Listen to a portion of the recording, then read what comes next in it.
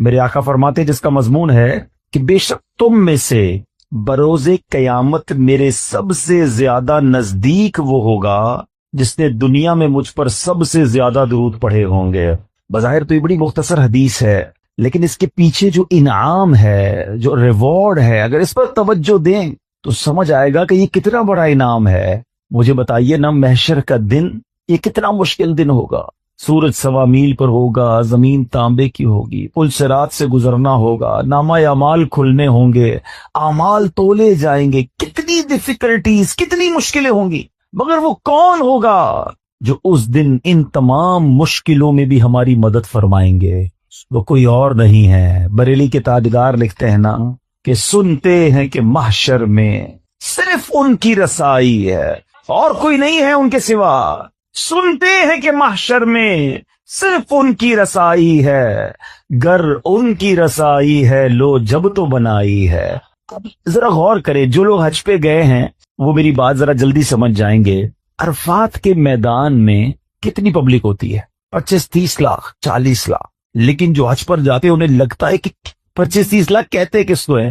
تواڈی پنجابی میں کہتے ہیں لگ پتا جاتا ہے کہ عوام کہندے کس کو ہیں۔ اتنی پبلک، جدھر دیکھو سر ہی سر، ادھر جو ایک بار بندہ کھو جائے دوبارہ نہیں مل سکتا۔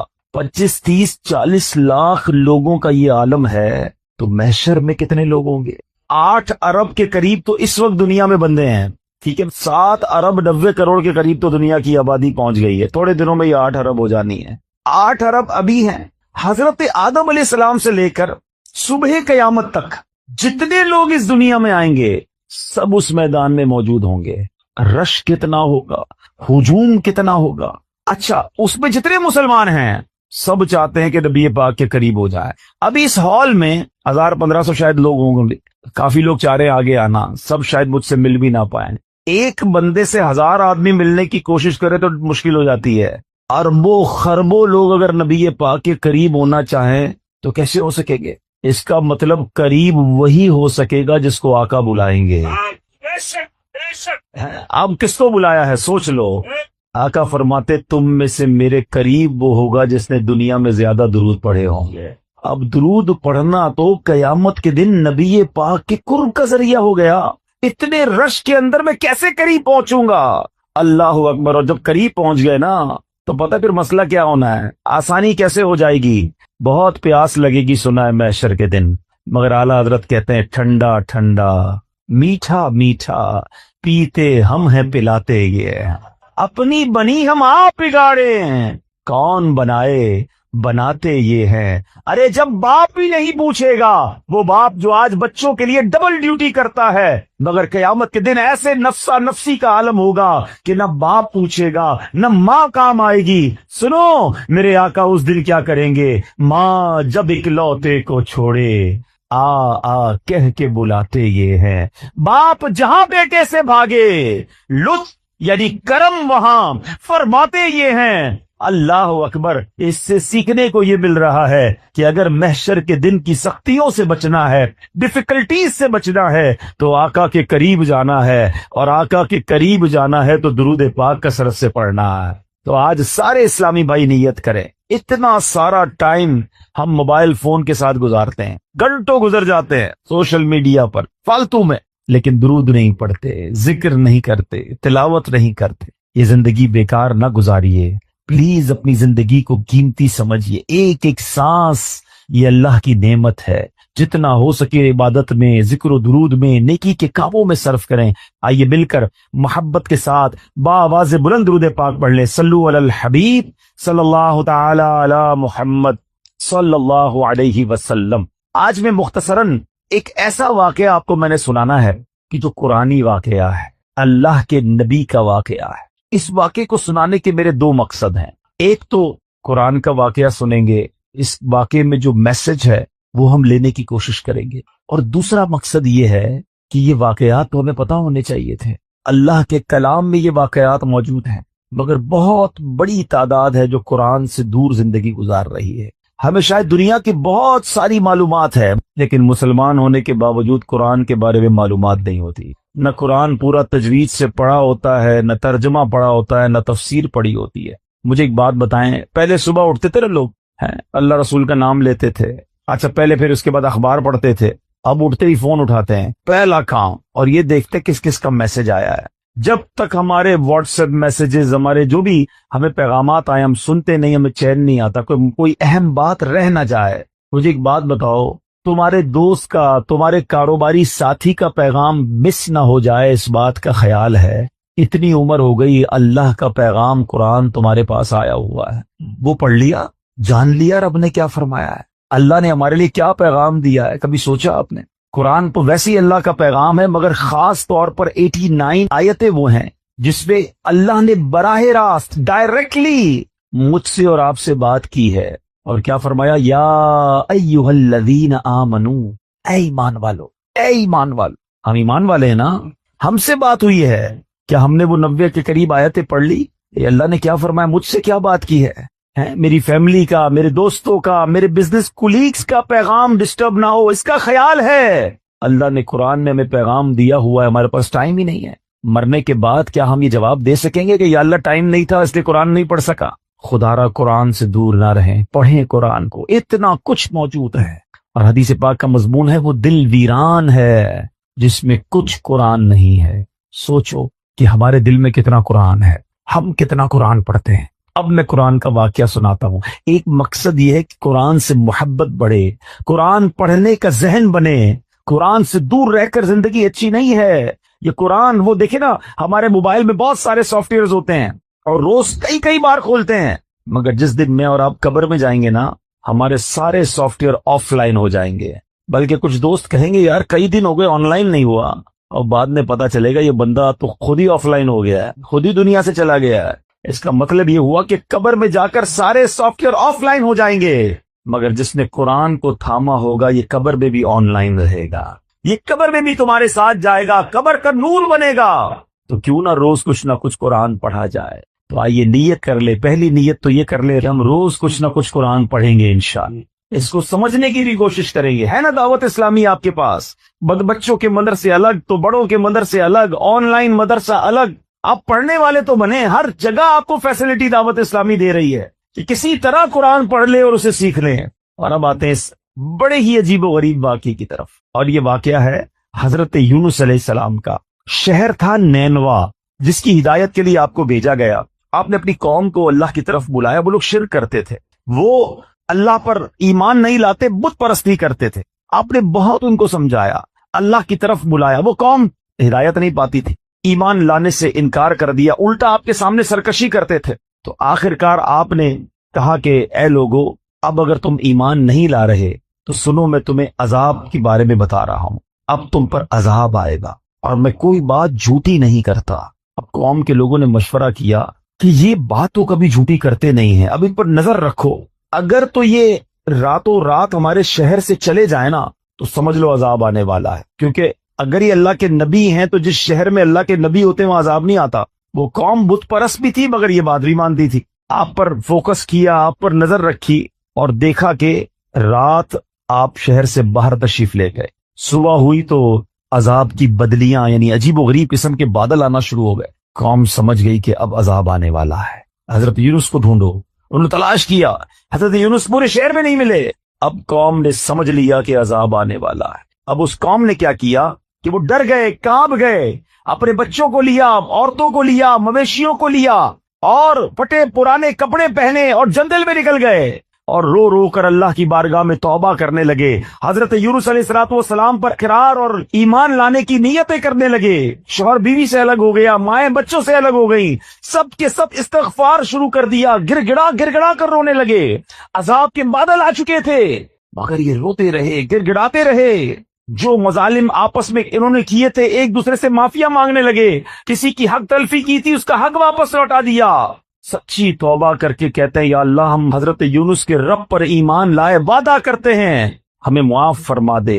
اللہ کریم کو ان لوگوں کی اس گریہ وزاری پر، مخلصانہ گریہ وزاری پر، بے قراری پر رحم آیا اور عذاب اٹھا لیا گیا۔ دھواں اور عذاب کی بدلیاں جو تھیں، وہ بادل عجیب و غریب وہ دفع کر دیے گئے۔ شہر میں لوگ آئے اور امن و چین کے ساتھ رہنے لگے۔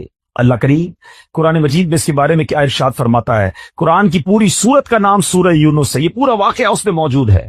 اللہ سورہ یونس میں ارشاد فرماتا ہے، تو ہوئی ہوتی نہ کوئی بستی کہ ایمان لاتی تو اس کا ایمان کام آتا۔ ہاں، یونس کی قوم جب ایمان لائے، ہم نے ان سے رسوائی کا عذاب دنیا کی زندگی میں ہٹا دیا اور ایک وقت تک انہیں برتنے دیا۔ یاد رہے کہ اللہ کی قدرت کا ایک اصول ہے کہ جب قوم پر عذاب آ جاتا ہے تو عذاب آنے کے بعد توبہ مفید نہیں رہتی، توبہ قبول نہیں کی جاتی۔ مگر یونس علیہ السلام کی قوم پر یہ احسان ہوا کہ عذاب کی بدلیاں آ چکی تھیں، مگر جب وہ ایمان لائے تو ان سے عذاب کو اٹھا لیا گیا۔ اب ماجرا یہ ہوا، اللہ کے نبی تھے، آپ کو بتا دیا گیا تھا کہ عذاب آنا ہے، آپ نے اپنی قوم کو بتایا کہ عذاب آنے والا ہے، خود چلے گئے تھے۔ آپ جب واپس آئے تو دیکھا قوم چین سے رہ رہی ہے، کوئی عذاب نہیں آیا۔ تو لوگوں نے کہا کہ حضور آپ اپنی قوم میں تشریف لے جائیں۔ فرمایا میں کیسے جاؤں؟ اب میں قوم میں جاؤں گا، یہ لوگ تو مجھے جھوٹا سمجھیں گے اور مجھے قتل کر دیں گے، میں تو ان کو کہہ کر آیا تھا عذاب آئے گا۔ آپ اپنی قوم کی طرف جانے کی بجائے آپ اس قوم سے دور سمندر کی طرف چلے گئے، کشتی میں بیٹھے۔ جب وہ کشتی آگے جاتی ہے تو بیچ سمندر میں جا کر وہ کشتی رک گئی۔ اس زمانے کے لوگوں کا یہ ماننا تھا کہ بیچ میں کشتی جب ہی رکتی ہے جب کوئی بھاگا ہوا غلام کشتی میں بیٹھا ہو۔ تو لوگوں نے کہا ایسا کرتے ہیں، قرآن دازی کرتے ہیں اور دیکھتے ہیں کہ کون ہے جس کی وجہ سے یہ کشتی رکی ہے۔ اب جب قرآن دازی کی گئی تو حضرت یونس کا ہی نام نکل آیا۔ اس قوم نے حضرت یونس کو ہی کشتی سے اتار کر پانی میں ڈال دیا، ڈبو دیا پانی میں۔ ایک طرف قوم بچھڑ گئی، ایک اور آزمائش کہ اب آپ پانی میں ڈبو دیے گئے بیچ سمندر کے اندر۔ اور اللہ کا حکم دیکھیں، اللہ کی کرنی دیکھیں کہ ایک بڑی سی مچھلی آئی اور حضرت یونس کو نگل گئی۔ اب آپ مچھلی کے پیٹ میں ہیں، ابھی زندہ ہیں، ایک کال کوٹڑی ہے، نظر کچھ نہیں آ رہا ہو۔ اب حضرت یونس نے اس مچھلی کے پیٹ میں کیا پڑھنا شروع کیا؟ لا الہ الا انت سبحانک انی کنت من الظالمین۔ یہ قرآن میں موجود ہے آیت، اس کو آیت کریمہ کہتے ہیں۔ آپ یہ دعا کرتے رہے کہ اے اللہ تیرے سوا کوئی جس کی شان بیان کی جائے، تیرے سوا کوئی نہیں جس کی پاکی بیان کی جائے، اور اے اللہ میں ظالموں میں سے ہوں۔ اپنی عاجزی کا اظہار کیا، اپنی انکساری کا اظہار کیا، اللہ سے مدد مانگتے رہے۔ اس کی برکت سے اللہ پاک نے آپ کو اس مچھلی سے کیسے نجات دی کہ اس مچھلی نے آ کر آپ کو کنارے پر آ کے اگل دیا، لیکن آپ بالکل کمزور ہو گئے تھے، آپ کی جلد بھی بڑی نرم ہو گئی تھی، کئی دن مچھلی کے پیٹ میں رہے تھے۔ اب اللہ کی قدرت کا ایک اور نظارہ یہ ہوا کہ اس ساحل کے کنارے جو ہے ایک بیل اگتی ہے اور آپ اس کے سائے میں آرام کرتے ہیں، اسی سے کچھ کھانا پینا بھی آپ کو ملتا ہے، آپ میں توانائی آ جاتی ہے۔ اور اب آپ اپنی قوم کی طرف جب جاتے ہیں تو قوم انتہائی محبت اور احترام کے ساتھ آپ کو ویلکم بھی کرتی ہے اور ایمان بھی لے آتے ہیں۔ یہ واقعہ میں نے بڑے مختصر انداز میں آپ کو سنا دیا۔ سورہ یونس کی تفسیر پڑھیں تو اندازہ ہوگا کہ اللہ کی قدرت کے کیسے کیسے نظارے قرآن میں موجود ہیں۔ عقل حیران ہو جاتی ہے کہ مچھلی کے پیٹ میں حضرت یونس علیہ السلام کیسے زندہ رہے۔ اللہ اکبر۔ تو اے میرے میٹھے اسلامی بھائیوں، اب اس واقعے سے ہمیں بہت کچھ سیکھنے کو ملتا ہے۔ ہمیں یہ سوچنا چاہیے کہ مچھلی کے پیٹ میں آپ کتنا ٹائم رہے۔ ایک روایت کے مطابق آپ کئی دن مچھلی کے پیٹ میں رہے، مگر اللہ پاک کی شان دیکھیں کہ رب نے بچانا تھا تو مچھلی کے پیٹ میں بھی بچائے رکھا۔ زندہ رکھنا ہو کہتے ہیں جسے اللہ رکھے اسے کون چکھے۔ اب اس ایک قرآنی واقعے سے بہت کچھ سیکھنے کو مل رہا ہے۔ پہلی بات یہ سیکھنے کو ملی کہ سچی توبہ یہ اللہ کی رضا کا سبب ہے۔ کتنے گناہ کیوں نہ ہو جائیں، کتنی خطائیں کیوں نہ ہو جائیں، اس کی بارگاہ میں اگر گر گڑایا جائے تو وہ خاص کرم فرماتا ہے، وہ آتے عذاب ٹال دیتا ہے، وہ رحمت کی برکھا برساتا ہے۔ مگر پرابلم یہ ہے کہ آج ہم اللہ کی بارگاہ میں سر نہیں جھکاتے، اس سے سچی توبہ نہیں کرتے، اس سے دوستی نہیں کرتے۔ گناہ ہو گئے نا، مگر وہ کریم ہے، وہ رحیم ہے، اس سے مانگ لے معافی، مگر سچی معافی مانگے۔ یہ توبہ نہیں ہے کہ یا اللہ میری توبہ، یا اللہ میری توبہ، اور پھر دوسرے گناہوں کے پلان باقی ہیں۔ نہیں، سچی توبہ کہ اب نہیں کروں گا۔ جتنے گناہ ہے وہ کریم کرم فرمائے تو ایک باری میں معاف فرما دیتا ہے۔ کیا خوبصورت شعر پنجابی شاعر کہتا ہے نا، کتنا کریم ہے میرا مالک۔ ایک گناہ میرے ماں پیو ویکھے مینو عمری منہ نہ لاوے، ایک گناہ میرا ماں پیو ویکھے مینو عمری منہ نہ لاوے، لکھ گناہ میرا مالک ویکھے او پھر بھی پردے پاوے۔ کتنی خطائیں ہیں مگر وہ رب پھر بھی روزی دے رہا ہے۔ फिर भी खाना दे रहा है, फिर भी सांसें दे रहा है, फिर भी हम आंखें हराम देखती हैं मगर वो अंधा नहीं कर रहा, हमारे हाथ गलत काम। सूरह मुल्क का तारुफ, मकाम नुज़ूल। सूरह मुल्क मक्का मुकर्रमा में नाज़िल हुई। आयात, कलिमात और हुरूफ की तादाद। इस सूरत में 2 रुकू, 30 आयतें, 330 कलिमे और 1313 हुरूफ। सूरह मुल्क के अस्मा और उनकी वजह तस्मीया।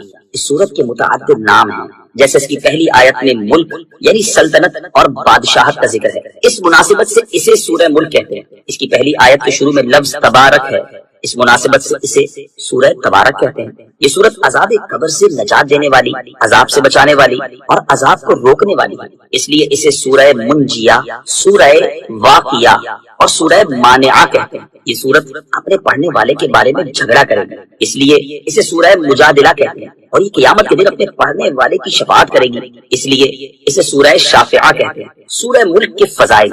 अहदीस में सूरह मुल्क के बकसरत फजाइल बयान हुए हैं और उनमें से 4 फजाइल समाअत कीजिए। नंबर 1, हज़रत अब्दुल्लाह इब्न अब्बास रज़ियल्लाहु तआला अन्हुमा फरमाते हैं, रसूलुल्लाह सल्लल्लाहु तआला अलैहि वसल्लम की किसी सहाबी ने एक जगह खैमा नस्ब किया, वहाँ एक कब्र थी और उन्हें मालूम ना था कि यहाँ कब्र है। अचानक उन्हें पता चला कि ये एक कब्र है और उसमें एक आदमी सूरह मुल्क पढ़ रहा है, यहाँ तक कि उसने सूरह मुल्क मुकम्मल कर लिया। वो सहाबी रज़ियल्लाहु तआला अन्हु जब नबी करीम सल्लल्लाहु तआला अलैहि वसल्लम की बारगाह में हाजिर हुए तो अर्ज की, या रसूलल्लाह सल्लल्लाहु तआला अलैहि वसल्लम, मैंने नादानिस्ता एक कब्र पर खैमा लगा लिया। अचानक मुझे मालूम हुआ कि ये कब्र है और उसमें एक आदमी सूरह मुल्क पढ़ रहा है, यहाँ तक कि उसने सूरत मुकम्मल कर ली। ताजदार रिसालत सल्लल्लाहु तआला अलैहि वसल्लम ने इरशाद फरमाया, ये सूरत अजाब कब्र को रोकने वाली और उससे नजात देने वाली। नंबर 2, अबू दाऊद शरीफ की हदीस है, हजरत अबू हुरैरा रज़ियल्लाहु तआला अन्हु से रिवायत है, रसूल अकरम सल्लल्लाहु तआला अलैहि वसल्लम ने इरशाद फरमाया, कुरान पाक में 30 आयतों की एक सूरत है, वो अपनी तिलावत करने वाले की शफाअत करे, यहाँ तक कि उसे बख्श दिया जाएगा। वो सूरत तबारकल्लज़ी बियदिहिल मुल्क है। नंबर 3, हजरत अब्दुल्लाह इब्न मसऊद रज़ियल्लाहु तआला अन्हु फरमाते हैं, सूरह तबारक अपने पढ़ने वाले की तरफ से झगड़ा करेगी, यहाँ तक कि उसे जन्नत में दाखिल कर देगी। नंबर 4, हजरत अब्दुल्लाह इब्न अब्बास रज़ियल्लाहु तआला अन्हुमा से रिवायत है, हुजूर पुरनूर सल्लल्लाहु तआला अलैहि व आलिहि वसल्लम ने इरशाद फरमाया, बेशक मैं किताबुल्लाह में एक ऐसी सूरत पाता हूँ जिसकी 30 आयतें हैं, जो शख्स सोते वक्त उसकी तिलावत करेगा तो उसके लिए 30 नेकियां लिखी जाएंगी, उसके 30 गुनाह मिटा दिए जाएंगे और उसके 30 दर्जात बुलंद कर दिए जाएंगे। और अल्लाह ताला उसकी तरफ फरिश्तों में से एक फरिश्ता भेजता है जो उस पर अपने पर फैला देता है और वो उस आदमी के बेदार होने तक हर चीज से उसकी हिफाजत करता है। वो सूरत मुजादिला यानी बहस करने वाली है, जो अपनी तिलावत करने वाले के लिए कब्र में बहस करती है, और वो सूरत तबारकल्लज़ी बियदिहिल मुल्क है। सूरह मुल्क के मज़ामीन। इस सूरत का मरकजी मजमून ये है कि इसमें इस्लाम के बुनियादी अकायद जैसे अल्लाह ताला की वहदानियत, हुजूर पुरनूर सल्लल्लाहु तआला अलैहि वसल्लम की रिसालत, कुरान की हक्कानियत, हश्र व नश्र और क़यामत के दिन आमाल की जज़ा और सज़ा को इंतहाई मुअस्सर अंदाज में बयान किया गया है। नीज इस सूरत में ये मज़ामीन बयान किए गए। नंबर 1, इस सूरत की इब्तिदा में अल्लाह ताला की अज़मत, सल्तनत और कुदरत के बारे में बयान किया गया और ये बताया गया कि जिंदगी और मौत को पैदा करने से मकसूद लोगों के आमाल की जांच करना। नंबर 2, अल्लाह ताला की कुदरत के आसार बयान किए गए कि उसने किसी साबिका मिसाल के बगैर एक दूसरे के ऊपर 7 आसमान बनाए और इन आसमानों में किसी तरह का कोई ऐब नहीं, इन्हें सितारों से मुज़य्यन किया और इन सितारों के जरिए आसमान की तरफ चढ़ने वाले शैतानों को मारा जाता है। नीज इसकी कुदरत के आसार में से ये है कि इसने काफिरों के लिए जहन्नम का दर्दनाक अजाब तैयार किया है और ईमान वालों को मगफिरत और अजीम अजर की बिशारत दी है। नंबर 3, ये बताया गया कि अल्लाह ताला जाहिर और पोशीदा, खुली हुई और छुपी हुई हर बात को जानता है। नंबर 4, उन नेमतों को बयान किया गया जो अल्लाह ताला ने अपनी मखलूक को अता फरमाई है ताकि वो उसकी नेमत को पहचान कर उसका शुक्र अदा करें और अल्लाह ताला की वहदानियत का इकरार करें। नंबर 5, कुफ़ार मक्का को अल्लाह ताला के अजाब से डराया गया और नबी करीम सल्लल्लाहु अलैहि वसल्लम को तसल्ली दी गई कि आप उनके झुटलाने की वजह से गमज़दा न हो, क्योंकि उनसे पहले काफिर भी अपने अंबिया अलैहिस्सलातु वस्सलाम के साथ इसी तरह का सलूक करते थे। नंबर 6, इस सूरत के आखिर में मोमिन और काफिर का हाल वाज़े करने के लिए उल्टा चलने वाले और सीधा चलने वाले की एक मिसाल बयान फरमाई गई और हुजूर पुरनूर सल्लल्लाहु तआला अलैहि वसल्लम को झुटलाने वालों को अल्लाह ताला के अजाब से डराया गया। سورہ تحریم کے ساتھ مناسبت، سورہ ملک کی اپنے سے ماقبل سورت تحریم کے ساتھ مناسبت یہ ہے کہ سورہ تحریم کے آخر میں کافروں کے لیے حضرت نوح اور حضرت لوط علیہ السلام کی کافرہ بیویوں کی مثال بیان کی گئی، اور مسلمانوں کے لیے فرعون کی مومنہ بیوی حضرت آسیہ رضی اللہ تعالی عنہا اور حضرت عیسیٰ علیہ السلام کی والدہ حضرت مریم رضی اللہ تعالی عنہا کی مثال بیان کی گئی، اور یہ سورت اللہ تعالیٰ کے علم کے احاطے، تدبیر اور اس بات پر دلالت کرتی ہے کہ وہ اپنی مخلوق میں جو عجائبات چاہے ظاہر کرتا ہے۔ بسم اللہ الرحمن الرحیم، ترجمہ اللہ کے نام سے شروع جو نہایت مہربان رحمت والا ہے۔ تبارک الذی بیدہ الملک وہو علی کل شیء قدیر، ترجمہ بڑی برکت والا ہے وہ جس کے قبضے میں ساری بادشاہی ہے اور وہ ہر چیز پر قادر ہے۔ تبارک وہ بڑی برکت والا، تفسیر صراط الجنان میں ہے، یعنی اللہ تعالیٰ اپنی ذات میں، صفات میں اور افعال میں ازل سے لے کر ابد تک مخلوق کی صفات سے پاک ہے، اور صرف اسی کے قبضہ قدرت میں تمام امور میں ہر طرح کا تصرف ہے، لہٰذا وہ جس چیز کا چاہے حکم دے اور جس چیز سے چاہے منع کر دے، جو چاہے عطا کرے اور جو چاہے نہ دے، جسے چاہے زندگی دے اور جسے چاہے موت دے، جسے چاہے عزت دے اور جسے چاہے ذلت دے، جسے چاہے غریب بنا دے اور جسے چاہے امیر کر دے، جسے چاہے بیمار کر اور جسے چاہے شفا عطا کر دے، جسے چاہے قریب کر دے اور جسے چاہے دور کر دے، جسے چاہے آباد کر دے اور جسے چاہے برباد کر دے، جسے چاہے توڑ دے اور جسے چاہے ملا دے، اور وہ ہر اس چیز پر قادر جو اس کی قدرت کے تحت آنے کے لائق ہے۔ اللہ تعالیٰ کی عظمت و شان، اپنی اسی شان کا ذکر کرتے ہوئے ایک اور مقام پر اللہ تعالیٰ ارشاد فرماتا ہے، قُلِ اللَّهُمَّ مَالِكَ الْمُلْكِ تُؤْتِي الْمُلْكَ مَن تَشَاءُ وَتَنزِعُ الْمُلْكَ مِمَّن تَشَاءُ وَتُعِزُّ مَن تَشَاءُ وَتُذِلُّ مَن تَشَاءُ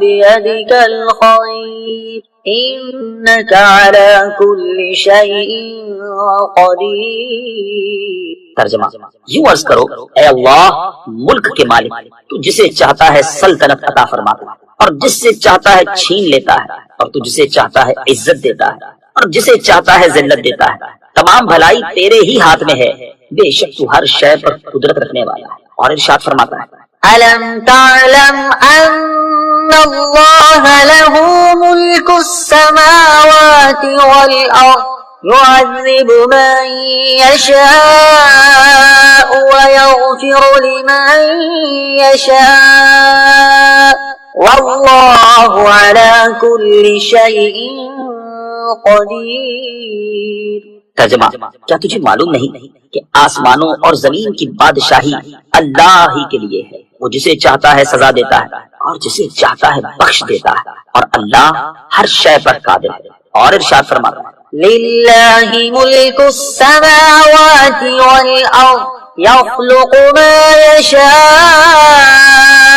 يَهَبُ لِمَن يَشَاءُ إِنَاثًا وَيَهَبُ لِمَن يَشَاءُ الذُّكُورَ أَوْ يُزَوِّجُهُمْ ذُكْرَانًا وَإِنَاثًا وَيَجْعَلُ مَن يَشَاءُ عَقِيمًا إِنَّهُ عَلِيمٌ قَدِيرٌ،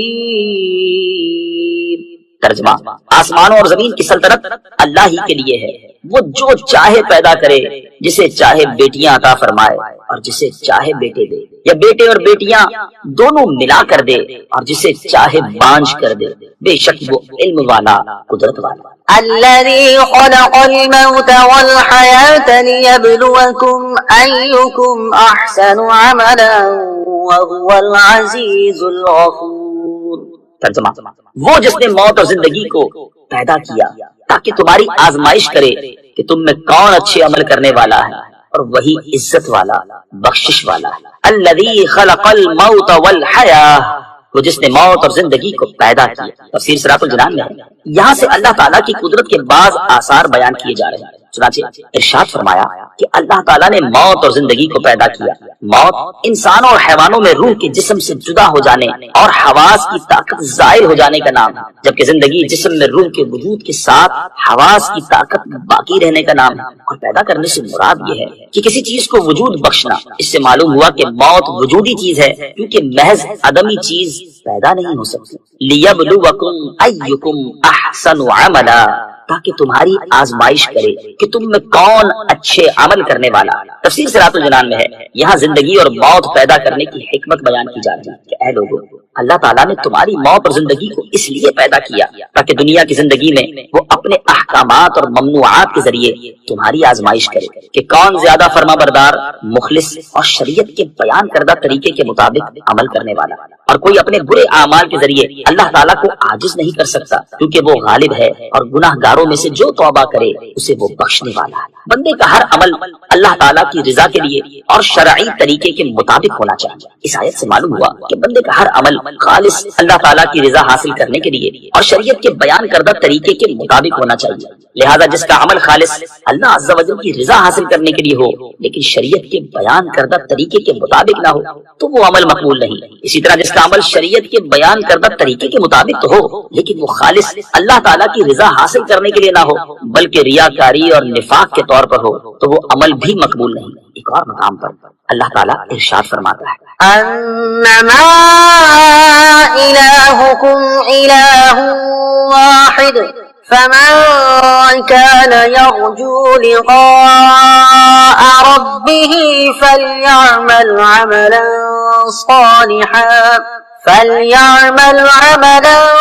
صالحا ولا يشرك بعبادة ربه أحدا۔ ترجمہ، تمہارا معبود ایک ہی معبود ہے تو جو اپنے رب سے ملاقات کی امید رکھتا ہو اسے چاہیے کہ نیک کام کرے اور اپنے رب کی عبادت میں کسی کو شریک نہ کرے۔ حضرت فضیل بن عیاض رحمۃ اللہ تعالی علیہ فرماتے ہیں جب عمل خالص ہو لیکن درست نہ ہو تو اسے قبول نہیں کیا جائے گا، اور جب عمل درست ہو لیکن خالص نہ ہو تو یہ بھی قبول نہیں کیا جائے گا۔ عمل صرف وہی مقبول ہے جو خالص اور درست ہو، اور عمل خالص اس وقت ہوگا جب اسے اللہ تعالیٰ کی رضا حاصل کرنے کے لیے کیا جائے، اور درست اس وقت ہوگا جب وہ سنت یعنی شریعت کے بتائے ہوئے طریقے کے مطابق ہوگا۔ اس سے ان لوگوں کو نصیحت حاصل کرنی چاہیے جو شریعت کے بیان کردہ طریقے کے مطابق عمل نہیں کرتے، اور اگر انہیں کوئی سمجھائے تو اپنا عمل درست کرنے کے بجائے یہ کہہ کر ٹال دیتے ہیں کہ اللہ تعالیٰ قبول کرے گا۔ ہمیں زندگی عطا کیے جانے اور ہم پر موت مسلط کیے جانے کی حکمت، اس آیت سے یہ بھی معلوم ہوا کہ ہمیں زندگی عطا کیے جانے اور ہم پر موت مسلط کیے جانے کی حکمت یہ ہے کہ اللہ تعالیٰ کی اطاعت اور فرما برداری کے معاملے میں ہماری جانچ ہو جائے کہ ہم میں سے کون اللہ تعالیٰ کی اطاعت کرتا ہے اور کیسی اطاعت کرتا ہے، تاکہ آخرت میں جب اطاعت گزاروں کو انعامات ملیں اور نافرمانوں کو سزائیں ملیں تو کوئی یہ اعتراض نہ کر سکے کہ اطاعت گزاروں کو انعامات اور نافرمانوں کو سزا کیوں ملی۔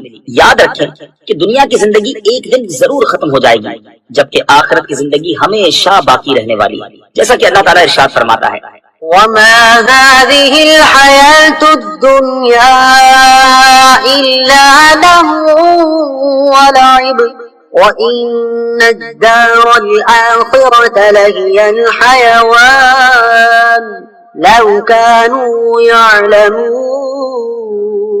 ترجمہ، اور یہ دنیا کی زندگی تو صرف کھیل کود ہے اور بے شک آخرت کا گھر ضرور وہی سچی زندگی ہے، کیا ہی اچھا تھا اگر وہ یہ جانتے۔ اور ارشاد فرمایا وما أوتيتم من شيء فمتاع الحياة الدنيا وزينتها وما عند الله خير وأبقى أفلا تعقلون۔ ترجمہ، اور اے لوگوں جو کچھ چیز تمہیں دی گئی ہے تو وہ دنیاوی زندگی کا ساز و سامان اور اس کی زینت ہے، اور جو ثواب اللہ کے پاس ہے وہ بہتر اور زیادہ باقی رہنے والا ہے، تو کیا تم سمجھتے نہیں؟ اور دنیا کی رنگینیوں اور رونقوں سے بھی ہمیں آزمایا جا رہا ہے کہ ہم کیسے عمل کرتے ہیں۔ چنانچہ اللہ تعالیٰ ارشاد فرماتا ہے إنا جعلنا ما على الأرض زينة لها لنبلوهم أيهم أحسن عملا ترجمہ، بے شک ہم نے زمین پر موجود چیزوں کو زمین کے لیے زینت بنایا تاکہ ہم انہیں آزمائیں کہ ان میں عمل کے اعتبار سے کون اچھا ہے۔ اسی طرح ہمیں پیدا کرنے اور اللہ تعالیٰ نے ہمارے لیے جو نعمتیں پیدا کی ہیں ان کے ذریعے بھی ہمارے اعمال کی آزمائش ہو رہی ہے، جیسا کہ اللہ تعالیٰ ارشاد فرماتا ہے، وهو الذي خلق السماوات والأرض في 6 أيام وكان عرشه على الماء ليبلوكم أيكم أحسن عملا۔ ترجمہ، اور وہی ہے جس نے آسمانوں اور زمین کو 6 دن میں بنایا اور اس کا عرش پانی پر تھا، تمہیں پیدا کیا تاکہ تمہیں آزمائے کہ تم میں کون اچھے عمل کرتا ہے۔ اور وہ لوگ جو دنیا کی زندگی میں ایمان لائے اور انہوں نے نیک اعمال کیے، ان کے بارے میں اللہ تعالیٰ ارشاد فرماتا ہے، إن الذين آمنوا وعملوا الصالحات إنا لا نضيع أجر من أحسن عملا أولئك لهم جنات عدن تجري من تحتهم الأنهار يحلون فيها من أساور من ذهب ويلبسون ثيابا خضرا من سندس وإستبرق متكئين فيها على الأرائك نعم الثواب وحسنت مرتفقا۔ ترجمہ، بے شک جو لوگ ایمان لائے اور نیک اعمال کیے، ہم اچھے عمل کرنے والوں کا ثواب ضائع نہیں کرتے۔ ان کے لیے ہمیشگی کے باغات ہیں، ان کے نیچے نہریں بہتی ہیں، انہیں ان باغوں میں سونے کے کنگن پہنائے جائیں گے اور وہ سبز رنگ کے باریک اور موٹے ریشم کے کپڑے پہنیں گے، وہاں تختوں پر تکیے لگائے ہوئے ہوں گے، یہ کیا ہی اچھا ثواب ہے اور جنت کی کیا ہی اچھی آرام کی جگہ ہے۔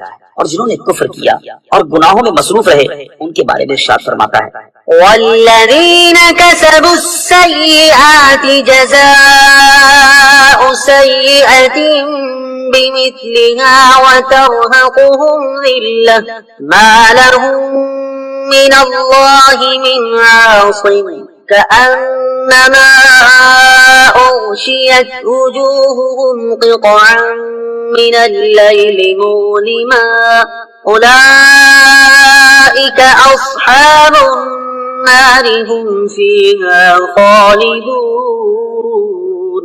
ترجمہ، اور جنہوں نے برائیوں کی کمائی کی تو برائی کا بدلہ اسی کے برابر ہے اور ان پر ذلت چھائی ہوگی، انہیں اللہ سے بچانے والا کوئی نہ ہوگا، گویا ان کے چہروں کو اندھیری رات کے ٹکڑوں سے ڈھانپ دیا گیا ہے، وہی دوزخ والے ہیں، وہ اس میں ہمیشہ رہیں گے۔ لہذا اے لوگو، استجیبوا لربکم من قبل ان یأتی یوم لا مرد له من اللہ ما لکم من ملجأ یومئذ وما لکم من نکیر۔ ترجمہ، اس دن کے آنے سے پہلے پہلے اپنے رب کا حکم مان لو جو اللہ کی طرف سے ٹلنے والا نہیں۔ اس دن تمہارے لیے کوئی پناہ نہ ہوگی اور نہ تمہارے لیے انکار کرنا ممکن ہوگا۔ الذي خلق 7 سماوات طباقا ما ترى في خلق الرحمن من تفاوت فارجع البصر هل ترى من فطور ثم ارجع البصر كرتين ينقلب إليك البصر خاسئا وهو حسير۔ ترجمہ، وہ جس نے ایک دوسرے کے اوپر 7 آسمان بنائے، اے بندے تو رحمان کے بنانے میں کوئی فرق نہیں دیکھے گا، تو نگاہ اٹھا کر دیکھ، کیا تجھے کوئی رخنا نظر آتا ہے؟ پھر دوبارہ نگاہ اٹھا کر دیکھ، نگاہ تیری طرف ناکام ہو کر تھکی ماندی پلٹ آئے گی۔ الذی خلق 7 سماوات طباقا، وہ جس نے ایک دوسرے کے اوپر 7 آسمان بنائے۔ تفسیر صراط الجنان میں ہے۔ اس آیت اور اس کے بعد والی آیت کا خلاصہ یہ ہے کہ اللہ تعالیٰ کی قدرت کے آثار میں سے یہ ہے کہ اس نے کسی سابقہ مثال کے بغیر ایک دوسرے کے اوپر 7 آسمان بنائے، ہر آسمان دوسرے کے اوپر کمان کی طرح ہے، اور دنیا کا آسمان زمین کے اوپر گنبد کی طرح ہے، اور ایک آسمان کا فاصلہ دوسرے آسمان سے کئی 100 برس کی راہ ہے، تو اے بندے تو اللہ تعالیٰ کے بنانے میں کوئی فرق اور کوئی عیب نہیں دیکھے گا، بلکہ انہیں مضبوط، درست، برابر اور متناسب پائے گا۔ تو آسمان کی طرف نگاہ اٹھا کر دیکھ تاکہ تو اپنی آنکھوں سے اس خبر کے درست ہونے کو دیکھ لے اور تیرے دل میں کوئی شبہ باقی نہ رہے۔ پھر دوبارہ نگاہ اٹھا اور بار بار دیکھ، ہر بار تیری نگاہ تیری طرف ناکام ہو کر تھکی ماندی پلٹ آئے گی کہ بار بار کی جستجو کے باوجود بھی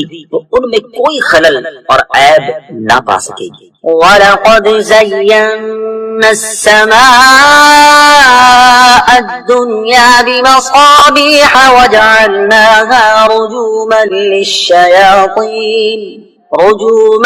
لِلشَّيَاطِينِ وَأَعْتَدْنَا لَهُمْ عَذَابَ السَّعِيرِ۔ ترجمہ، اور بے شک ہم نے نیچے کے آسمان کو چراغوں سے آراستہ کیا اور انہیں شیطانوں کے لیے مارنے کا ذریعہ بنا، اور ہم نے ان کے لیے بھڑکتی آگ کا عذاب تیار کر رکھا۔ وَلَقَدْ زَيَّنَّا السَّمَاءَ الدُّنْيَا بِمَصَابِيحَ، اور بے شک ہم نے نیچے کے آسمان کو چراغوں سے آراستہ کیا۔ تفسیر صراط الجنان میں ہے، اس آیت میں اللہ تعالیٰ نے اپنی قدرت کی ایک اور دلیل بیان فرمائی ہے کہ بے شک اللہ تعالیٰ نے نیچے کے آسمان کو ستاروں سے آراستہ کیا جو کہ زمین کی طرف سب سے زیادہ قریب ہے، اور لوگ اسے دیکھتے ہیں، اور ان ستاروں کو شیطانوں کے لیے مارنے کا ذریعہ بنایا کہ جب شیاطین آسمان کی طرف فرشتوں کی گفتگو سننے اور باتیں چرانے پہنچے تو ستاروں سے شعلے اور چنگاریاں نکلیں جن سے انہیں مارا جائے۔ اور اللہ تعالیٰ نے ان شیاطین کے لیے دنیا میں جلانے کے بعد آخرت میں بھڑکتی آگ کا عذاب تیار کر رکھا۔ اس کی نظیر یہ آیات مبارکہ ہے۔ إِنَّا زَيَّنَّا السَّمَاءَ الدُّنْيَا بِزِينَةٍ الْكَوَاكِبِ وَحِفْظًا مِّن كُلِّ شَيْطَانٍ مَارِدٍ۔ ترجمہ، بے شک ہم نے نیچے کے آسمان کو ستاروں کے سنگھار سے آراستہ کیا اور ہر سرکش شیطان سے حفاظت کے لیے مسجدوں میں روشنی کے آلات نصب کرنے کی ترغیب۔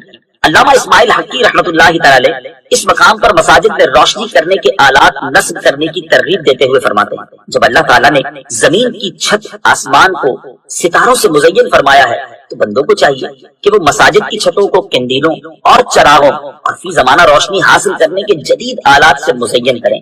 جب حضرت عمر بن خطاب رضی اللہ تعالی عنہ نے نماز تراویح میں لوگوں کو حضرت ابی بن کعب رضی اللہ تعالی عنہ کے پیچھے اکٹھا کیا تو مسجد میں کندیلیں لٹکائیں۔ انہیں دیکھ کر حضرت علی المرتضی کرم اللہ تعالی وجہ الکریم نے فرمایا، اے ابن خطاب، آپ نے ہماری مسجدوں کو روشن کیا، اللہ تعالی آپ کی قبر کو روشن کرے۔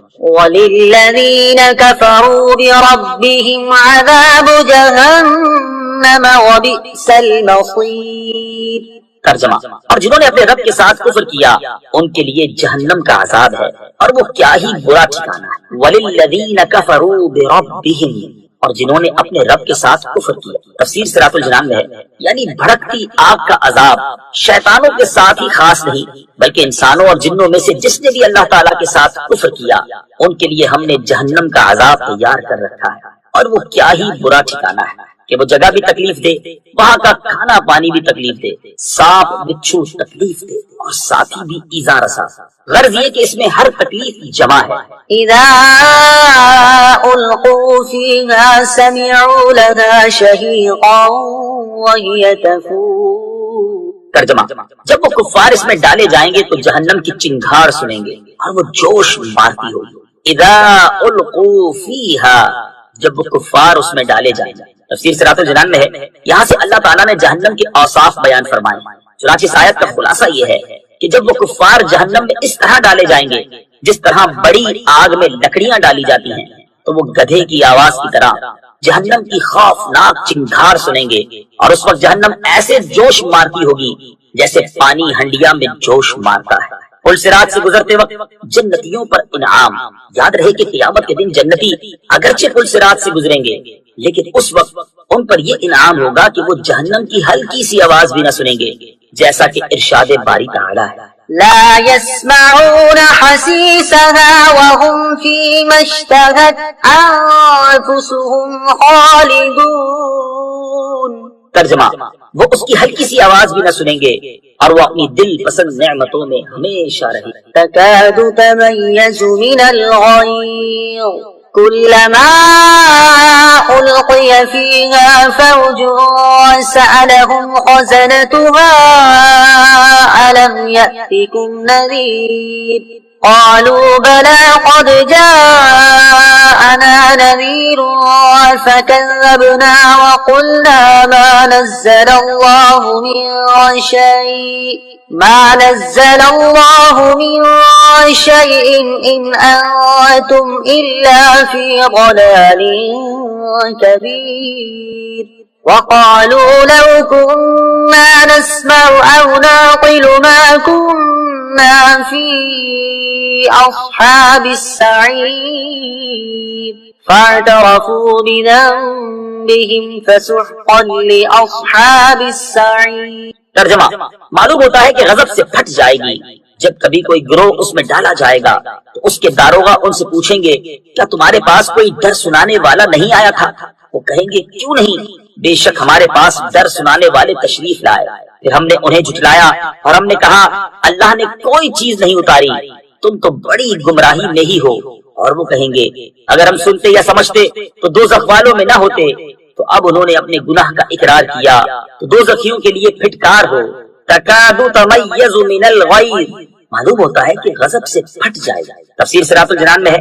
یہاں جہنم کا ایک اور وصف بیان کیا گیا کہ جہنم کفار پر غضبناک ہوگی اور یوں لگے گا جیسے غضب کی شدت کی وجہ سے جہنم ابھی پھٹ جائے گی اور اس کے اجزاء ایک دوسرے سے جدا ہو جائیں گے. اس سے معلوم ہوا کہ جہنم میں احساس ہے، وہ غضب بھی کرتی ہے بلکہ کلام بھی کرتی ہے، جیسا کہ ایک اور مقام پر ارشاد باری تعالی ہے يوم نقول لجهنم هل امتلأت وتقول هل من مزيد. ترجمہ: جس دن ہم جہنم سے فرمائیں گے کیا تو بھر گئی، وہ عرض کرے گی کیا کچھ اور زیادہ ڈالنے کو ہے. کلما القی فیہا فوج، جب کبھی کوئی گروہ اس میں ڈالا جائے گا. تفسیر صراط الجنان میں ہے. جہنم کا حال بیان کرنے کے بعد اب اہل جہنم کا حال بیان کیا جا رہا ہے. چنانچہ آیت کے اس حصے اور اس کے بعد والی 2 آیات کا خلاصہ یہ ہے کہ جب کبھی کفار کا کوئی گروہ جہنم میں ڈالا جائے گا تو جہنم کے داروغہ حضرت مالک علیہ السلام اور ان کے مددگار فرشتے ڈانٹتے ہوئے ان سے پوچھیں گے اے کافروں، کہ دنیا میں تمہارے پاس کوئی ڈر سنانے والا نہیں آیا تھا جو تمہارے سامنے تمہارے رب عز و جل کی آیات پڑھتا، تمہیں اس دن کی ملاقات سے ڈراتا اور اللہ تعالیٰ کے عذاب کا خوف دلاتا؟ وہ اعتراف کرتے ہوئے کہیں گے کیوں نہیں، بے شک ہمارے پاس ڈر سنانے والے تشریف لائے اور انہوں نے اللہ تعالیٰ کے احکام پہنچائے، اللہ تعالیٰ کے غضب اور آخرت کے عذاب سے ڈرایا، لیکن ہم نے انہیں جھٹلایا اور دنیاوی کاموں میں مشغولیت اور تکبر میں حد سے بڑھنے کی وجہ سے ہم نے ان آیات کے بارے میں کہا کہ اللہ تعالیٰ نے کوئی چیز نہیں اتاری. اے ہمیں ڈرانے والوں، تم تو بڑی گمراہی میں ہی ہو. جہنم کے خازن انہیں مزید ڈانٹتے ہوئے کہیں گے کیا تم نے رسولوں کی زبان سے اپنے رب عز و جل کی آیات نہیں سنی اور ان کے معانی کو نہیں سمجھا تاکہ تم انہیں نہ جھٹلاتے؟ کفار جواب دیتے ہوئے کہیں گے اگر ہم نے دنیا میں رسولوں کی ہدایت کو دل سے سنا ہوتا اور اپنی عقل سے کام لیتے ہوئے اسے سمجھا ہوتا تو آج ہم دوزخ والوں میں سے نہ ہوتے. بعض مسلمان بھی جہنم میں داخل ہوں گے. یاد رہے کہ قیامت کے دن ایسا نہیں ہوگا کہ صرف کافروں کو ہی جہنم میں ڈالا جائے گا، بلکہ بعض گناہگار مسلمان بھی ایسے ہوں گے جنہیں ان کے گناہوں کی سزا دینے کے لیے جہنم میں داخل کیا جائے گا. لہٰذا ہر مسلمان کو چاہیے کہ وہ اپنی عقل سے کام لے اور اللہ تعالیٰ اور اس کے پیارے حبیب صلی اللہ تعالی علیہ وآلہ وسلم کے دیے ہوئے احکامات کے مطابق نیک عمل کرنے اور گناہوں سے بچنے کی کوشش کرے تاکہ قیامت کے دن جہنم کے دردناک عذاب میں مبتلا ہونے اور اس بات پر پچھتانے سے بچ جائے کہ کاش میں نے اللہ تعالیٰ اور اس کے حبیب صلی اللہ تعالی علیہ وآلہ وسلم کے احکامات کے مطابق زندگی گزاری ہوتی تو آج مجھے جہنم میں داخل نہ کیا جاتا. اللہ تعالیٰ ہمیں اپنی رضا والی زندگی بسر کرنے کی توفیق عطا فرمائے اور جہنم اور اس کے عذابات سے ہمیں محفوظ فرمائے. آمین. وقالوا لو كنا نسمع او نعقل، اور وہ کہیں گے اگر ہم سنتے یا سمجھتے. امام عبداللہ بن احمد نصفی رحمۃ اللہ تعالی علیہ فرماتے ہیں یہ آیت اس بات کی دلیل ہے کہ احکام شرع کا مدار دلیل عقلی اور دلیل سمعی دونوں پر ہے اور دونوں حجت لازمہ ہیں. فاعترفوا بذنبهم، تو اب انہوں نے اپنے گناہ کا اقرار کیا. تفسیر صراط الجنان میں ہے، ارشاد فرمایا کہ اب جہنم میں داخل ہوتے وقت انہوں نے اپنے گناہ کا اقرار کیا کہ ہم رسولوں کی تکذیب کرتے تھے۔ اس وقت چاہے یہ اقرار کریں یا انکار، انہیں اس کا کوئی فائدہ نہیں، اور جہنمیوں کو اللہ تعالیٰ نے اپنی رحمت سے دور کر دیا ہے۔ إن الذين يخشون ربهم بالغيب لهم مغفرة وأجر كبير۔ ترجمہ، بے شک جو لوگ بغیر دیکھے اپنے رب سے ڈرتے ہیں ان کے لیے بخشش اور بڑا ثواب ہے۔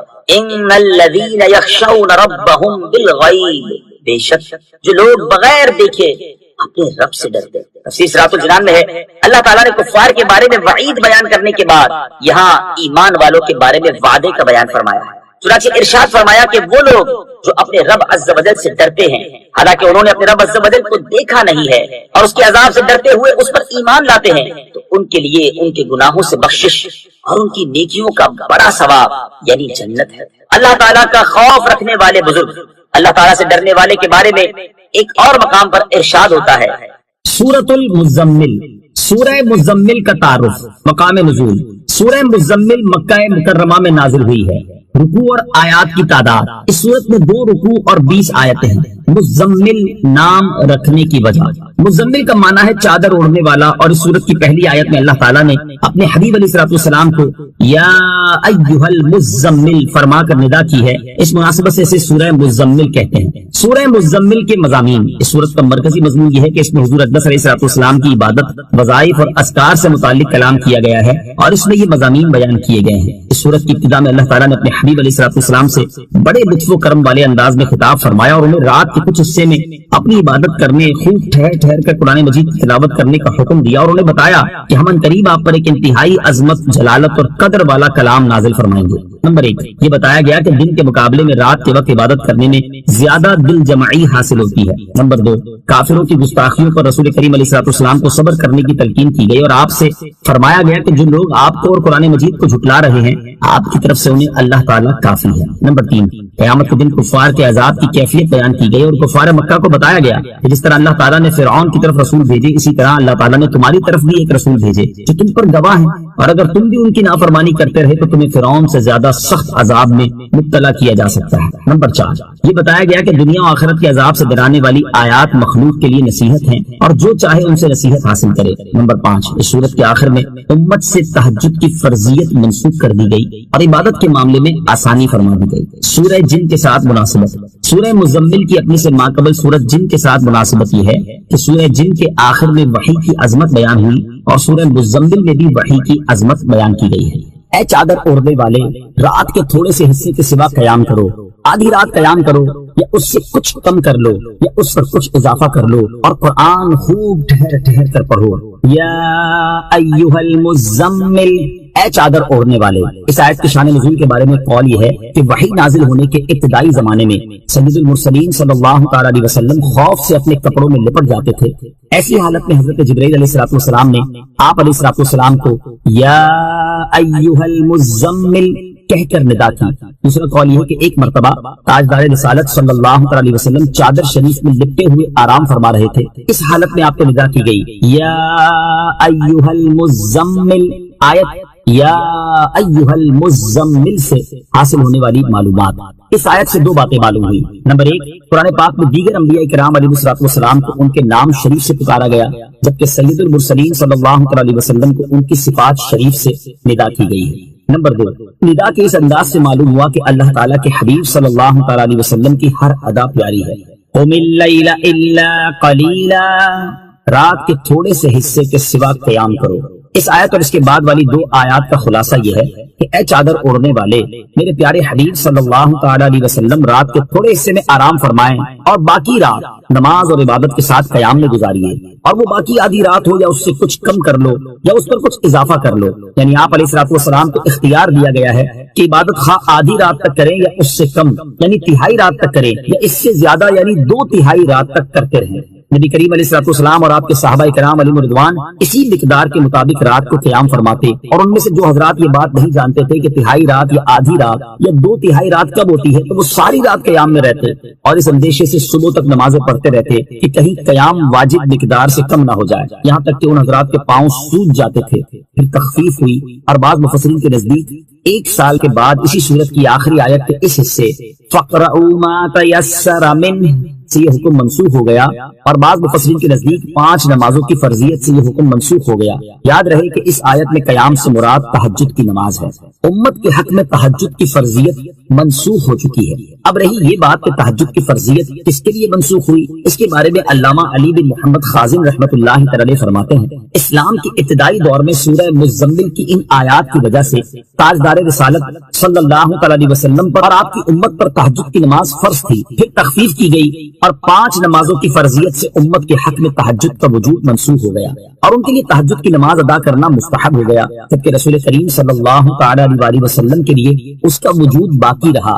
اس کی دلیل یہ آیت مبارکہ ہے، وَمِنَ اللَّيْلِ فَتَهَجَّدْ بِهِ نَافِلَةً لَكَ، ترجمہ، اور رات کے کچھ حصے میں تہجد پڑھو، یہ خاص تمہارے لیے زیادہ ہے، یعنی آپ پر اللہ تعالیٰ نے جو اور عبادات فرض کی ہیں ان کے ساتھ ساتھ مزید تہجد کی نماز پڑھنا بھی خاص آپ کے لیے فرض ہے۔ جمہور مفسرین اور فقہا کے نزدیک سید المرسلین صلی اللہ تعالی علیہ وسلم پر فرض نمازوں کے علاوہ نماز تہجد کی فرضیت بھی باقی رہی، جبکہ امت کے حق میں منسوخ ہوئی، اور دلائل کی روح سے بھی یہی صحیح ہے، جیسا کہ اعلیٰ حضرت امام احمد رضا خان رحمۃ اللہ تعالی فرماتے ہیں، قول جمہور مذہب مختار و منصور حضور پرنور علیہ الصلوۃ والسلام کے حق میں تہجد کی فرضیت کا ہے، اسی پر ظاہر قرآن عظیم شاہد اور اسی طرف حدیث مرفوع وارد۔ قال اللہ تعالی یا ایھا المزمل قم اللیل الا قلیلا، اللہ تعالیٰ کا فرمان ہے، اے چادر اوڑھنے والے رات کے تھوڑے سے حصے کے سوا قیام کرو۔ وقال تعالی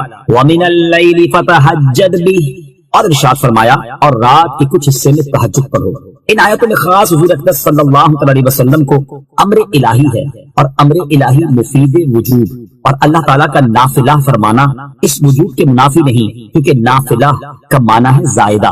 اب اس آیت کا معنی یہ ہوگا کہ آپ کے فرائض یا درجات میں یہ اضافہ ہے کہ آپ پر یہ لازم واجب ہے، کیونکہ فرائض سب سے بڑے درجے اور فضیلت پر فائز کرنے کا سبب بنتے ہیں، بلکہ اس کی تائید اللہ تعالیٰ کے اس ارشاد لکا سے ہو رہی ہے۔ امام ابن حمام فرماتے ہیں کہ بعض اوقات مجرور یعنی حرف کاف کے ساتھ مقید کرنا اسی بات کا فائدہ دیتا ہے، یعنی یہ فرائض میں آپ کے لیے اضافہ ہے، کیونکہ متعارف نوافل صرف آپ ہی کے لیے نہیں بلکہ اس میں آپ اور دیگر لوگ مشترک ہیں۔ اور مفتی شریف الحق امجدی رحمۃ اللہ تعالی اسی مسئلے کی تحقیق کرنے کے بعد فرماتے ہیں، صحیح یہ ہے کہ نماز تہجد حضور اقدس علیہ الصلوۃ والسلام پر نماز پنجگانہ کی فرضیت کے بعد بھی فرض رہی۔ اور مفتی نعیم الدین مراد آبادی رحمۃ اللہ تعالی فرماتے ہیں، نماز تہجد سید عالم صلی اللہ علیہ وسلم پر فرض تھی۔ جمہور کا یہی قول ہے، حضور انور علیہ الصلوۃ والسلام کی امت کے لیے یہ نماز سنت ہے، جبکہ بعض مفسرین کے نزدیک امت کی طرح نبی کریم علیہ الصلوۃ والسلام سے بھی تہجد کی فرضیت منسوخ ہو گئی تھی۔ او زد علیہ، یا اس پر کچھ اضافہ کر لو۔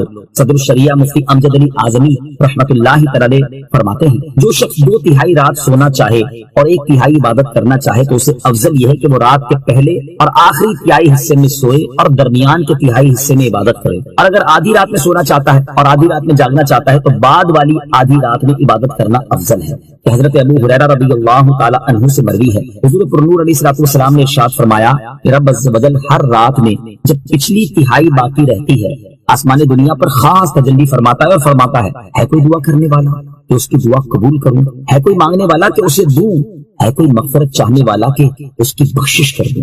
اور سب سے بڑھ کر تو حضرت داؤد علیہ الصلوۃ والسلام کے طریقے کے مطابق نماز ادا کرنا ہے، جیسا کہ حضرت عبداللہ بن عمر رضی اللہ تعالی عنہما سے روایت ہے، حضور اقدس صلی اللہ تعالی علیہ وسلم نے ارشاد فرمایا، سب نمازوں میں اللہ عز و جل کو زیادہ محبوب نماز داؤد ہے کہ وہ آدھی رات سوتے اور تہائی رات عبادت کرتے، پھر چھٹے حصے میں سوتے تھے۔ ورتل القرآن ترتیلا، اور قرآن خوب ٹھہر ٹھہر کر پڑھو۔ اس کا معنی یہ کہ اطمینان کے ساتھ اس طرح قرآن پڑھو کہ حروف جدا جدا رہیں جن مقامات پر وقف کرنا ہے ان کا اور تمام حرکات اور مدات کی ادائیگی کا خاص خیال رہے۔ آیت کے آخر میں ترتیلا فرما کر اس بات کی تاکید کی جا رہی ہے کہ قرآن پاک کی تلاوت کرنے والے کے لیے ترتیل کے ساتھ تلاوت کرنا انتہائی ضروری ہے۔ حضرت عبداللہ بن عمر رضی اللہ تعالیٰ عنہما سے روایت ہے، نبی اکرم صلی اللہ تعالیٰ علیہ وسلم نے ارشاد فرمایا، قیامت کے دن قرآن پڑھنے والے سے کہا جائے گا پڑھتا جا اور ترقی کی منازل طے کرتا جا، اور اس طرح ٹھہر کر پڑھ جس طرح دنیا میں ٹھہر ٹھہر کر پڑھتا تھا، جہاں تو آخری آیت پڑھے گا اسی کے پاس تیری منزل ہے۔ قرآن پاک کی قراءت سے متعلق چند احکام۔ یہاں آیت کی مناسبت سے قرآن مجید کی قراءت سے متعلق 4 ضروری احکام سماعت فرمائیں۔ نمبر 1، تجوید قرآن پاک کی آیت، متواتر احادیث، صحابہ کرام، تابعین اور تمام ائمہ کرام کے مکمل اجماع کی وجہ سے حق اور واجب اور اللہ تعالیٰ کے دین اور شریعت کا علم ہے۔ اللہ تعالیٰ ارشاد فرماتا ہے، وَرَتِّلِ الْقُرْآنَ تَرْتِیلًا، اسے مطلقاً ناحق بتانا کلمہ کفر ہے۔ نمبر 2، قرآن پاک کو اتنی تجوید سے پڑھنا فرض عین ہے جس سے حروف صحیح ادا ہوں اور غلط پڑھنے سے بچے۔ نمبر 3، جس سے حروف صحیح ادا نہیں ہوتے اس پر واجب ہے کہ حروف صحیح ادا کرنے کی رات دن پوری کوشش کرے، اور اگر نماز میں صحیح پڑھنے والے کی اقتدا کر سکتا ہو تو جہاں تک ممکن ہو اس کی اقتدا کرے، یا وہ آیتیں پڑھے جن کے حروف صحیح ادا کر سکتا ہو، اور یہ دونوں صورتیں ناممکن ہوں تو کوشش کے زمانے میں اس کی اپنی نماز ہو جائے گی، اور اگر کوشش بھی نہیں کرتا تو اس کی خود بھی نماز نہیں ہوگی، اور دوسرے کی اس کے پیچھے کیا ہوگی۔ آج کل عام لوگ اس میں مبتلا ہیں کہ غلط پڑھتے ہیں اور صحیح پڑھنے کی کوشش نہیں کرتے، ان کی اپنی نمازیں باطل ہیں۔ نمبر 4، فرضوں میں ٹھہر ٹھہر کر قرات کی جائے، تراویح میں متوسط انداز پر اور رات کے نوافل میں جلد پڑھنے کی اجازت ہے، لیکن ایسا پڑھے کہ سمجھ میں آ سکے، یعنی کم سے کم مد کا جو درجہ قاریوں نے رکھا ہے اس کو ادا کرے، ورنہ حرام ہے، اس لیے کہ ترتیل سے قرآن پڑھنے کا حکم ہے۔ آج کل کے اکثر حفاظ اس طرح پڑھتے ہیں کہ مد کا ادا ہونا تو بڑی بات ہے، یعلمون تعلمون کے سوا کسی لفظ کا پتہ بھی نہیں چلتا ہے، نہ حروف کی تصحیح ہوتی ہے بلکہ جلدی میں لفظ کے لفظ کھا جاتے ہیں، اور اس پر ایک دوسرے سے فخر ہوتا ہے کہ فلاں اس قدر جلد پڑھتا ہے، حالانکہ اس طرح قرآن مجید پڑھنا حرام اور سخت حرام ہے۔ ایک اور مقام پر صدر الشریعہ مفتی امجد علی اعظمی رحمۃ اللہ تعالی اپنے زمانے کے حفاظ کی حالت بیان کرتے ہوئے فرماتے ہیں، افسوس صد افسوس کہ اس زمانے میں حفاظ کی حالت نہایت ناگفتہ بے ہے۔ اکثر تو ایسا پڑھتے ہیں کہ یعلمون تعلمون کے سوا کچھ پتہ نہیں چلتا، الفاظ و حروف کھا جایا کرتے ہیں۔ جو اچھا پڑھنے والے کہے جاتے ہیں انہیں دیکھے تو حروف صحیح نہیں ادا کرتے، حمزہ، الف، عین اور را، زا، وا اور فا، سین، صاد، تا، تو وغیرہ حروف میں فرق نہیں کرتے، جس سے قطعاً نمازی نہیں ہوتی۔ فقیر کو انہی مصیبتوں کی وجہ سے 3 سال ختم قرآن مجید سننا نہ ملا۔ مولا عز و جل مسلمان بھائیوں کو توفیق دے کہ ما انزل اللہ، یعنی جس طرح اللہ تعالیٰ نے قرآن پاک نازل فرمایا اسی طرح پڑھنے کی کوشش کریں۔ اور فی زمانہ حفاظ کا تو جو حال ہو چکا ہے وہ تو ایک طرف عوام اور مساجد کی انتظامیہ کا حال یہ ہو چکا ہے کہ تراویح کے لیے اس حافظ کو منتخب کرتے ہیں جو قرآن پاک تیزی سے پڑھے، جتنا جلدی ہو سکے تراویح ختم ہو جائے، اور اس امام کے پیچھے تراویح پڑھنے سے جو تجوید کے مطابق قرآن پڑھتا ہے اس لیے دور بھاگتے ہیں کہ یہ دیر میں تراویح ختم کرے گا۔ اور بعض جگہ تو یوں ہوتا ہے کہ تراویح پڑھانے والے کو مسجد انتظامیہ کی طرف سے ٹائم بتا دیا جاتا ہے کہ اتنے منٹ میں آپ کو تراویح ختم کرنی ہے، اور اگر اس وقت سے 5 منٹ بھی لیٹ ہو جائے تو حافظ صاحب کو سنا دیا جاتا ہے کہ حضرت آپ نے اتنے منٹ لیٹ کر دی، آئندہ خیال رکھیے گا۔ اے کاش کہ مسلمان اپنے وقت کا خیال کرنے کی بجائے اپنی نماز کی حفاظت کی فکر کریں۔ اللہ تعالیٰ مسلمانوں کو ہدایت عطا فرمائے، آمین۔ نوٹ: ترتیل کی حدود، ان کی تفصیلات اور احکام جاننے کے لیے فتاوی رضویہ جلد نمبر 6 صفحہ 275 تا 282 کا مطالعہ کیجیے۔ إنا سنلقي عليك قولا ثقيلا، ترجمہ: بے شک ان قریب ہم تم پر ایک بھاری بات ڈالیں گے۔ انا سنلقی علیک قولا ثقیلا، بے شک ان قریب ہم تم پر ایک بھاری بات ڈالیں گے۔ اس آیت کی تفسیر یہ ہے کہ اے حبیب صلی اللہ تعالی علیہ وسلم، ہم ان قریب آپ پر ایک انتہائی عظمت، جلالت اور قدر والا کلام نازل فرمائیں گے، اور اس کی عظمت و جلالت کی وجہ یہ ہے کہ وہ رب العالمین کا کلام ہے، لہٰذا آپ خود کو وہ عظیم بات قبول کرنے کے لیے تیار رکھیں۔ دوسری تفسیر یہ ہے کہ اے حبیب صلی اللہ تعالی علیہ وسلم، ان قریب ہم آپ پر قرآن نازل فرمائیں گے جس میں احکامات اور ممنوعات ہیں جو کہ سخت تکلیف دہ اور شرعی احکام کے پابند عام لوگوں پر بھاری پڑیں گے، اس لیے آپ ابھی سے انہیں بھاری احکام کا عادی بنائیں۔ تیسری تفسیر یہ ہے کہ اے حبیب صلی اللہ تعالی علیہ وسلم، ان قریب ہم آپ پر ایسا کلام نازل فرمائیں گے جس کا نازل ہونا بہت بھاری ہے۔ قرآن پاک کے نزول کے بارے میں ایک اور مقام پر ارشاد فرمایا، لو انزلنا هذا القرآن على جبل لرأيته خاشعا متصدعا من خشية الله، وَتِلْكَ الْأَمْثَالُ نَضْرِبُهَا لِلنَّاسِ لَعَلَّهُمْ يَتَفَكَّرُونَ۔ ترجمہ: اگر ہم یہ قرآن کسی پہاڑ پر اتارتے تو ضرور تم اسے جھکا ہوا اللہ کے خوف سے پاش پاش دیکھتے، اور ہم یہ مثالیں لوگوں کے لیے بیان فرماتے ہیں تاکہ وہ سوچیں۔ اور حضرت زید بن ثابت رضی اللہ تعالیٰ عنہ فرماتے ہیں اللہ تعالیٰ نے اپنے حبیب علیہ الصلوۃ والسلام پر وحی نازل کی اور اس وقت آپ کی ران میری ران پر تھی، مجھے اپنے اوپر اتنا بوجھ محسوس ہوا جس سے مجھے ڈر لگ گیا کہ کہیں میری ران ٹوٹ ہی نہ جائے۔ إن ناشئة الليل هي أشد وطئا وأقوم قيلا إن لك في النهار سبحا طويلا۔ ترجمہ: بے شک رات کو قیام کرنا زیادہ موافقت کا سبب ہے اور بات خوب سیدھی نکلتی ہے، بے شک دن میں تو تمہیں بہت سے کام ہیں۔ ان ناشئۃ اللیل، بے شک رات کو قیام کرنا یعنی رات سونے کے بعد اٹھ کر عبادت کرنا دن کی نماز کے مقابلے میں زبان اور دل کے درمیان زیادہ موافقت کا سبب ہے، اور اس وقت قرآن پاک کی تلاوت کرنے اور سمجھنے میں زیادہ دل جمعی حاصل ہوتی ہے، کیونکہ وہ وقت سکون اور اطمینان کا ہے، شور و غل سے امن ہوتا ہے، کامل اخلاص نصیب ہوتا ہے، ریاکاری اور نمود و نمائش کا موقع نہیں ہوتا۔ ان لک فی النہار، بے شک دن میں تمہیں، یعنی اے حبیب صلی اللہ تعالی علیہ وآلہ وسلم، بے شک دن میں تو آپ بہت سے کاموں میں مصروف رہتے ہیں جس کی وجہ سے یکسوئی کے ساتھ عبادت نہیں ہو پاتی، لہذا آپ رات کے اوقات کو اللہ تعالیٰ کی عبادت کرنے اور اس سے مناجات کرنے کے لیے خاص رکھیں۔ واذكر اسم ربك وتبتل إليه تبتيلا۔ ترجمہ: اور اپنے رب کا نام یاد کرو اور سب سے ٹوٹ کر اسی کے بنے رہو۔ واذکر اسم ربک، اور اپنے رب کا نام یاد کرو۔ اس کا ایک معنی یہ ہے کہ اے حبیب صلی اللہ تعالی علیہ وآلہ وسلم، آپ رات اور دن کے تمام اوقات میں اپنے رب عز و جل کا نام یاد کرتے رہیں، چاہے وہ تسبیح اور کلمہ طیبہ پڑھنے سے ہو، نماز ادا کرنے، قرآن پاک کی تلاوت کرنے اور علم کا درس دینے کے ساتھ ہو۔ دوسرا معنی یہ ہے کہ اے حبیب صلی اللہ تعالی علیہ وسلم اپنی قراءت کی ابتدا میں بسم اللہ الرحمن الرحیم پڑھیں۔ یاد رہے کہ نماز کے علاوہ اگر قرآن پاک کی تلاوت سورت کی ابتدا سے کی جائے تو بسم اللہ پڑھنا سنت ہے، اور اگر سورت کے درمیان سے تلاوت شروع کی جائے تو بسم اللہ پڑھنا مستحب ہے، اور نماز میں سورہ فاتحہ کے بعد سورت کی تلاوت سے پہلے بسم اللہ پڑھنا سنت نہیں۔ وَتَبَتَّلْ إِلَيْهِ تَبْتِيلًا، اور سب سے ٹوٹ کر اسی کے بنے رہو، یعنی اللہ تعالیٰ کی عبادت ایسی ہو کہ اس میں انقطاع کی صفت ہو، کہ دل اللہ تعالیٰ کے سوا اور کسی کی یاد میں مشغول نہ ہو، اس کی عبادت کے وقت سب سے تعلق ختم ہو جائے اور صرف اسی کی طرف توجہ رہے۔ یاد رہے کہ اس آیت سے یہ ثابت نہیں ہوتا کہ انسان نکاح کرنا چھوڑ دے اور سب سے ناتا توڑ کر کسی جنگل، غار یا ویران جگہ میں اللہ اللہ کرنا شروع کر دے، کیونکہ یہ اسلام میں منع ہے، جیسا کہ حضرت طاؤس رضی اللہ تعالیٰ عنہ سے مروی ہے، نبی اکرم صلی اللہ تعالی علیہ وآلہ وسلم نے ارشاد فرمایا اسلام میں نکاح نہ کرنا اور لوگوں سے کنارہ کش ہو کر عبادت کرنا منع ہے۔ حضرت سعد بن ہشام رضی اللہ تعالیٰ عنہ نے حضرت عائشہ صدیقہ رضی اللہ تعالیٰ عنہا سے پوچھا کہ نکاح نہ کرنے کے بارے میں آپ کی کیا رائے ہے، تو آپ رضی اللہ تعالیٰ عنہ نے فرمایا کیا تم نے اللہ تعالیٰ کا یہ فرمان نہیں سنا؟ وَلَقَدْ أَرْسَلْنَا رُسُلًا مِّن قَبْلِكَ وَجَعَلْنَا لَهُمْ أَزْوَاجًا وَذُرِّيَّةً، اور بے شک ہم نے تم سے پہلے رسول بھیجے اور ان کے لیے بیویاں اور بچے بنائے، لہذا تم نکاح کرنے سے کنارہ کشی نہ کرو۔ اور ایک روایت میں ہے حضرت عائشہ رضی اللہ تعالی عنہا نے فرمایا اے شام، نکاح کرنے سے کنارہ کشی نہ کرو، کیونکہ اللہ تعالیٰ نے ارشاد فرمایا لَقَدْ كَانَ لَكُمْ فِي رَسُولِ اللَّهِ أُسْوَةٌ حَسَنَةٌ۔ ترجمہ: بے شک تمہارے لیے اللہ کے رسول میں بہترین نمونہ موجود ہے، اور بے شک رسول اللہ صلی اللہ علیہ وسلم نے نکاح فرمایا اور ان کے ہاں اولاد بھی ہوئی۔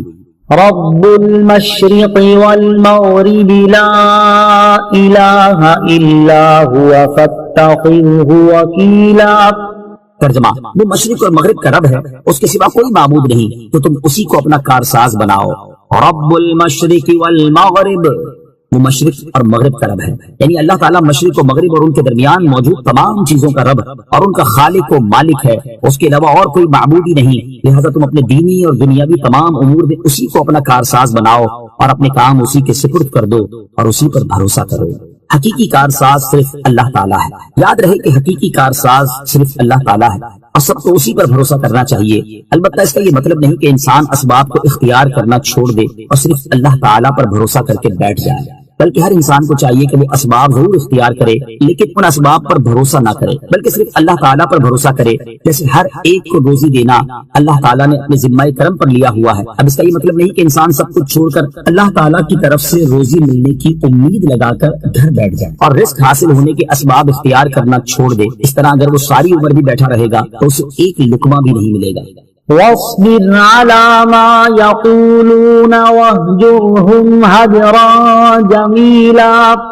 ترجمہ، اور کافروں کی باتوں پر صبر کرو اور انہیں اچھی طرح چھوڑ دو۔ واصبر علی ما یقولون، اور کافروں کی باتوں پر صبر کرو، یعنی اے حبیب صلی اللہ تعالی علیہ وسلم، کفار قریش اللہ تعالیٰ کے بارے میں شریک، بیوی اور اولاد بتا کر خرافات بکتے ہیں اور آپ کو جادوگر، شاعر، کاہن اور مجنون کہہ کر آپ کی شان میں گستاخیاں کرتے ہیں، اور قرآن کو سابقہ لوگوں کی کہانیاں بتا کر اس کے بارے میں نازبہ کلمات کہتے ہیں۔ آپ کافروں کی ان باتوں پر صبر فرمائیں اور انہیں بدنی، زبانی، قلبی ہر اعتبار سے چھوڑ دیں اور ان کا معاملہ ان کے رب عز و جل کے سپرد کر دیں۔ وَذَرْنِي وَالْمُكَذِّبِينَ أُولِي النَّعْمَةِ وَمَهِّلْهُمْ قَلِيلًا۔ ترجمہ، اور ان جھٹلانے والے مالداروں کو مجھ پر چھوڑو اور انہیں تھوڑی مہلت دو۔ وَذَرْنِي وَالْمُكَذِّبِينَ أُولِي النَّعْمَةِ، اور ان جھٹلانے والے مالداروں کو مجھ پر چھوڑو، یعنی اے حبیب صلی اللہ تعالی علیہ وسلم، آپ کو اور قرآن کو جھٹلانے والے ان مالداروں کو مجھ پر چھوڑ دیں۔ میں آپ کی طرف سے انہیں کافی ہوں اور انہیں بدر کے دن تک تھوڑی مہلت دیں۔ چنانچہ کچھ ہی مدت کے بعد یہ لوگ بدر کی جنگ میں قتل کر دیے گئے۔ بعض مفسرین کے نزدیک یہاں تھوڑی مہلت دینے سے مراد قیامت کے دن تک مہلت دینا ہے۔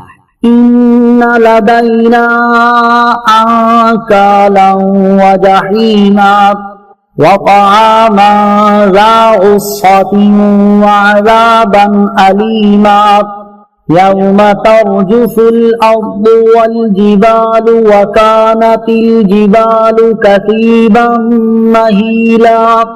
ترجمہ، بے شک ہمارے پاس بھاری بیڑیاں اور بھڑکتی آگ ہے اور گلے میں پھنسنے والا کھانا اور دردناک عذاب ہے، جس دن زمین اور پہاڑ تھر تھرائیں گے اور پہاڑ ریت کا بہتا ہوا ٹیلا ہو جائیں گے۔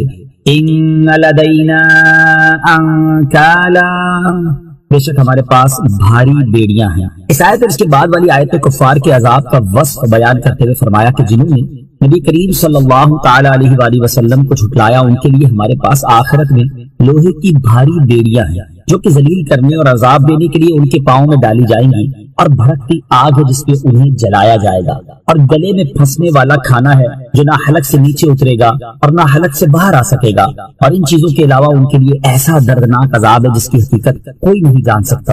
کفار کے لیے تیار کیے گئے عذابات پڑھ کر مسلمانوں کو کیا کرنا چاہیے؟